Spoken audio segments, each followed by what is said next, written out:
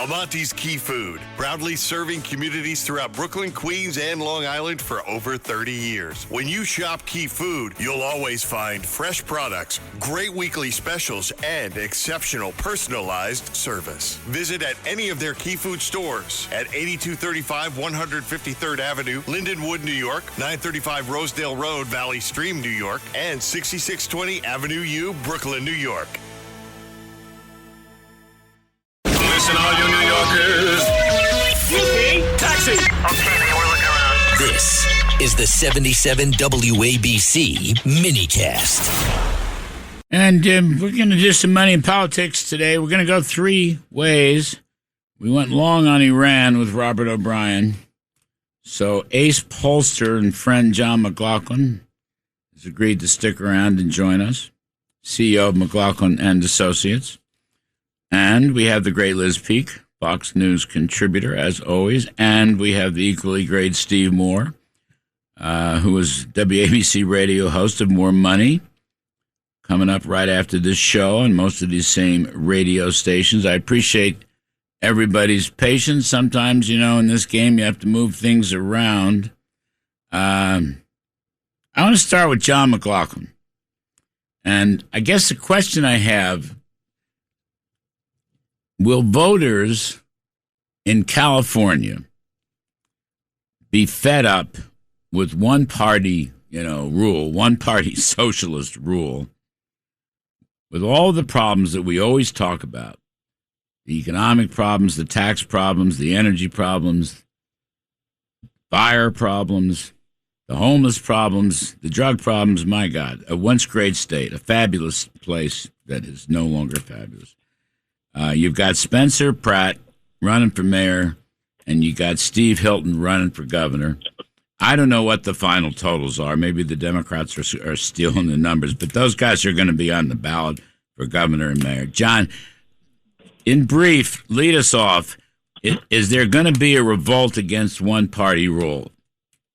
Well, there is right now, because when we did the poll for the California Post the Thursday before the Tuesday primary, the majority of voters in the primary said well over 50% said California's on the wrong track, 50% disapprove of Gavin Newsom, but they were split whether they were going to go for and we had Steve Hilton ahead and Steyer or Becerra, and in LA it was worse. You had 2/3 of the voters said the city's on the wrong track. They disapprove of Karen Bass, and that's a city with only 17% Republicans. Now, the bad thing is someone like the RNC needs to audit these late votes to make sure there's real human beings coming in, because they're still taking in ballots. And they stop counting on election night, and all of a sudden there's, hundreds of thousands of ballots showing up where tens of thousands in a batch are voting for Democrats and no Republicans. So there is active ballot harvesting going on. We just need to make sure there's real voters on the other end of that.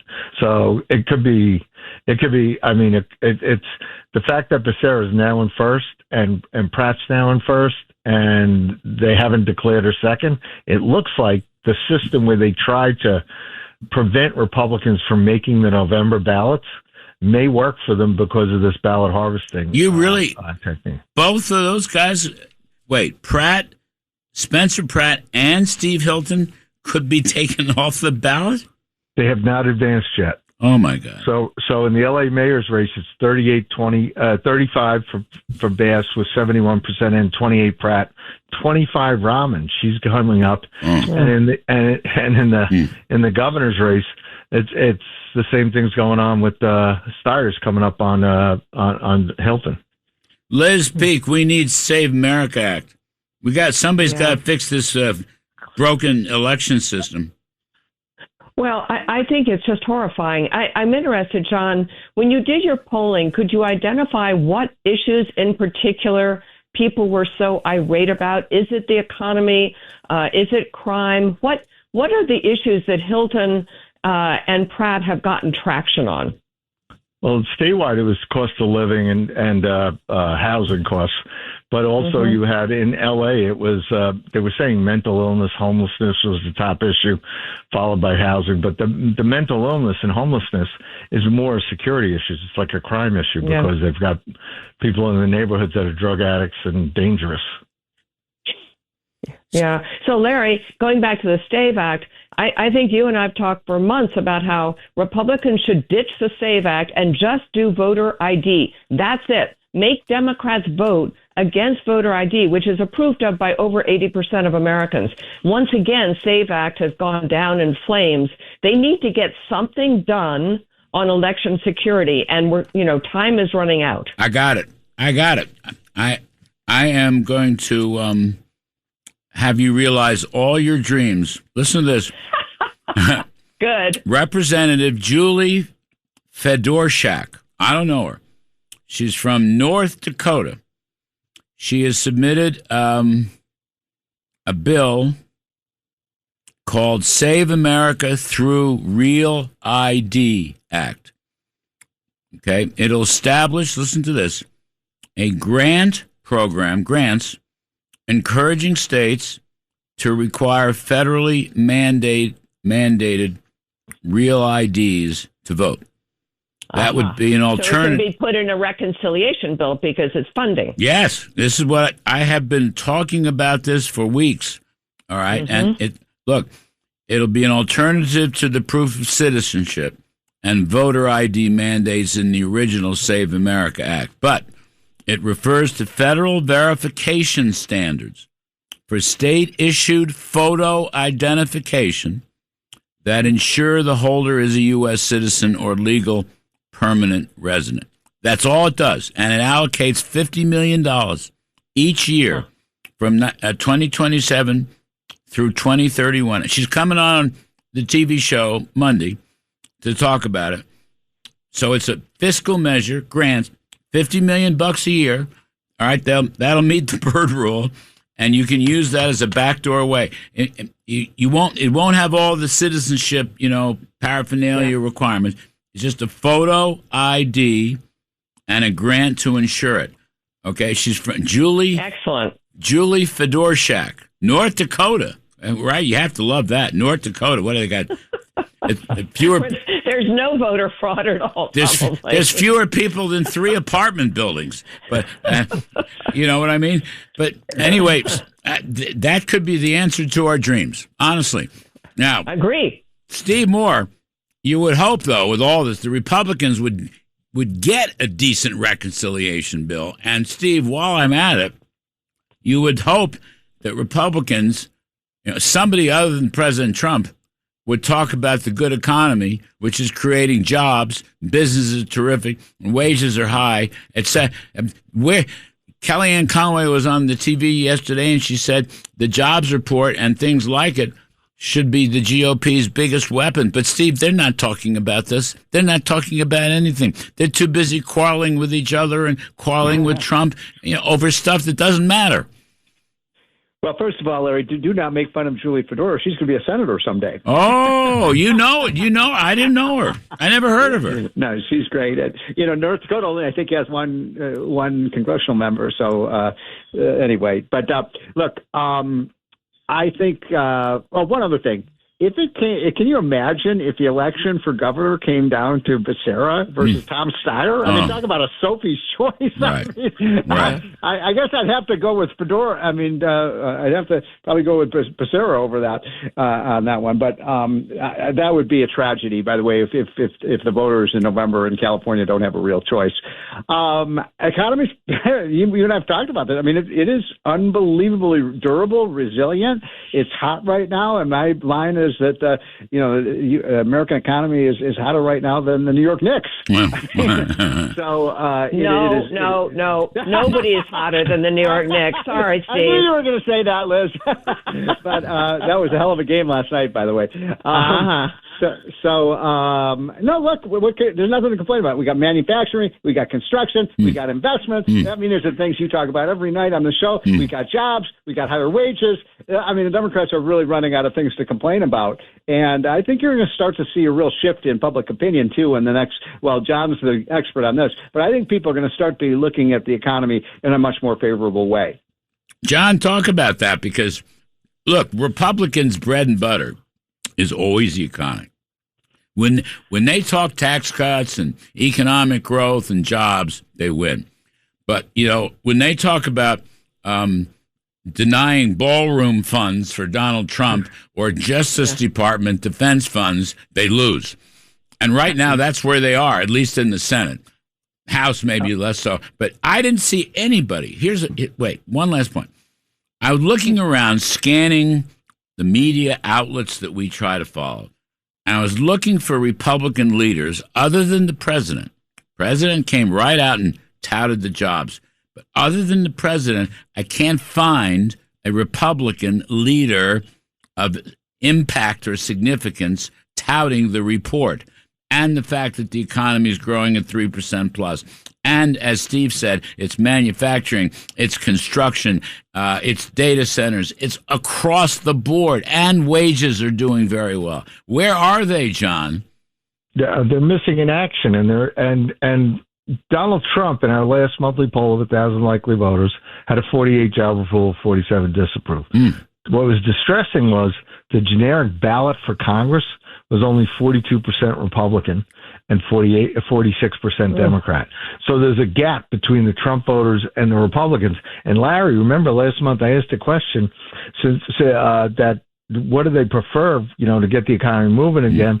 A small reconciliation bill that only passes spending bills, 26% of all voters. A pro-growth reconciliation bill that cuts waste, fraud, and corruption would provide proof of citizenship and voter ID and expands middle-class tax cuts. All voters, 57%. And it wins with independents, 53-28, moderates, 53-29. I mean, why aren't they doing this? They're killing themselves. And Trump's not on the ballot. John, send me those poll results. I'll put those in the hotline on Monday. Those are amazing. Steve Moore, you can put in an outline, which is wonderful, but Steve Moore, why aren't every night I talk about a big fat pro-growth reconciliation? You talk about it. Forbes talks about it. Laffer, everyone. Yeah. But they're not doing it. Why? I don't have a good answer, Larry. I mean, every time I go to the Hill and talk, I mean, the one guy who's really talking about this is Ted Cruz. Yes. But the rest are pretty mum on this. And I agree. Look, even if you can't pass it, put these issues on, like indexing capital gains. Yes. I don't know if you've asked voters on that one, John, but this is a fairness issue and a growth issue. And make the Democrats, make the case to people why you should be, when you sell your home and half of the gain is due to inflation, why you have to pay a tax on that? Right. Right, and you realize the average voter has a $16,000 credit card balance, and they're paying or $6,000 credit card balance, 16% interest. Interest rates got to come down too. So it's just the average person isn't feeling that the Republicans are doing anything for them. Yeah, and by the way, yesterday the RLSC or RCL, whatever it is, the Republican fundraising group, senatorial fundraising group, sent out a thing saying, we're doing all this for working families and, creating a booming economy. How? What have they done? I mean, I really almost threw my phone across the room. I was so angry about it. They're cutting back on the Justice Department Defense Fund.